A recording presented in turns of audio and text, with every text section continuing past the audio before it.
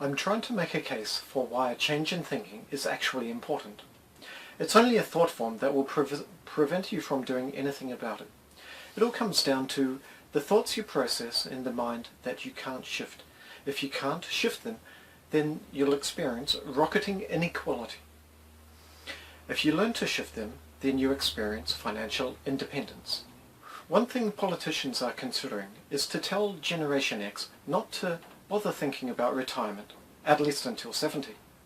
Retirement was never meant to afford us a long-lived lifestyle. It was calculated that the average person would only live a few years after getting the gold watch at retirement.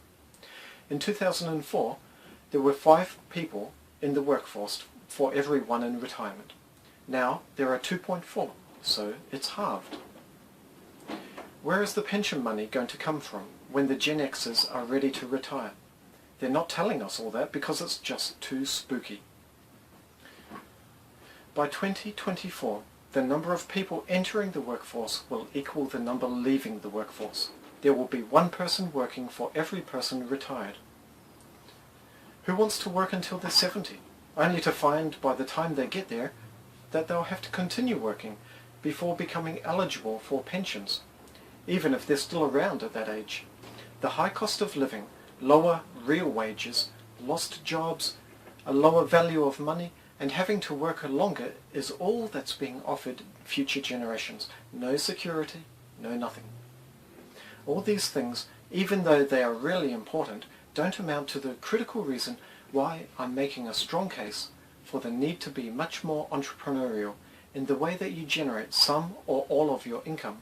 The French economist Thomas Piketty, in his book Capital in the 21st Century, is grabbing the attention of the world's economists. He did 15 years of research into the past 100 years. It's a seminal shift in the knowledge of what is actually going on, and he's making politicians and economists sit up and take notice of what his research is revealing. It's once in a lifetime that a book like this comes along.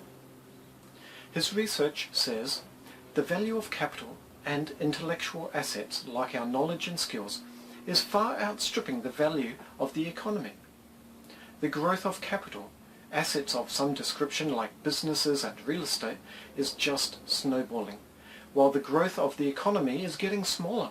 The economy is what nations produce and sell overseas, and what we produce and consume here. So the growth of the economy is being outstripped by the holders of capital. Even if the economy was to double, it still won't grow as fast as the growth in capital. His book is all about the growing divide, how the rich get richer and the poor get poorer. Wealth inequality is rapidly becoming the experience of most people, and continuing to work hard in a career will not and cannot get you the freedom you desire, simply because the nature of the economic changes we're experiencing. Wages are not growing as fast as capital. Stay tuned for an argument for entrepreneurialism. Until then, it's bye from me.